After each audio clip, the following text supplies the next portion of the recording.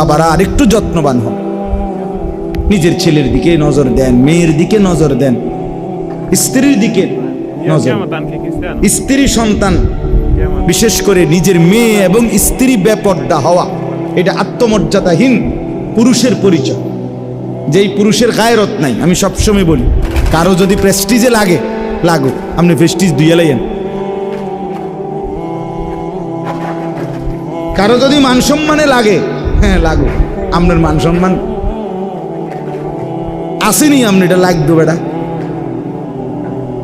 যার স্ত্রী বেপর্দা, যার মেয়ে বেপর্দা, এই লোক আত্মসম্মানহীন, আত্মমর্যাদাহীন পুরুষ, বেগায়রত, তার আত্মসম্মান নাই। নয়তো কাপুরুষ সে, এই কারণেই তার স্ত্রী মেয়ে বেপর্দা, যে তাকে দুই পয়সার কেয়ার করে না। দূর বেটা।